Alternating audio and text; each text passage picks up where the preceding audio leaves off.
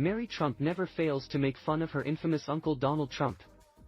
On the Friday, October 27th, episode of The Dean Obeidallah Show, the niece of the former president spoke with SiriusXM host Dean Obeidallah about Donald's recent storm out of court.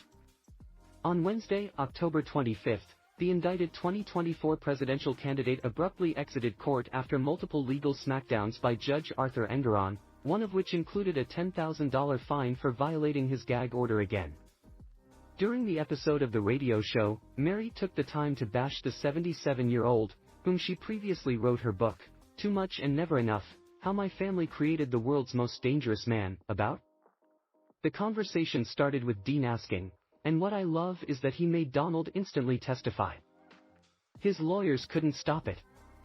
He goes, you come up here, testify under oath, and he goes, I'm the trier of fact and I don't believe you, which is layman speak for you're a liar. And he fired him $10,000. Have you ever seen your uncle the Donald ever, this instantaneous accountability? Mary Trump replied gleefully, no.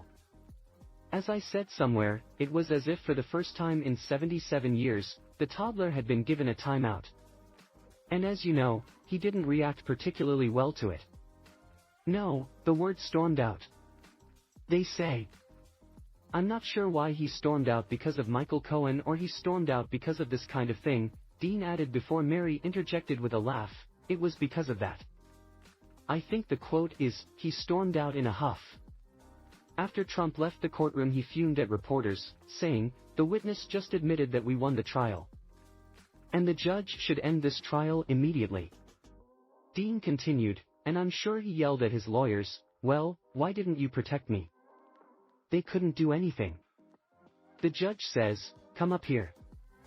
So, I mean, do you think he goes back to that court much? I don't know if he's there today. Do you think he's going to keep going back and risking this? I mean, he's got to, on a personal human dynamic level, I imagine it's got to be very painful to him. He's actually been held accountable. You know, again, the one reason he reacted so badly is because there have been very few, if any, circumstances in his entire life in which he didn't have control of the room. So to have to sit there and take it must have been extremely painful. I'm guessing he regretted having shown up. I don't know that he's there today either. But what people need to understand is he doesn't have to be.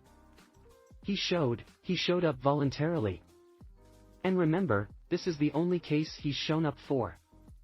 He didn't bother going to the E. Jean Carroll civil trial, I think, ever. So he's putting himself in this position, Mary added, referencing the sexual assault trial, where Donald was found liable for sexual abuse and defamation in May. I believe he was there at the beginning to control the spin. And over the last few days, he was there simply to stare down Michael Cohen, not recognizing.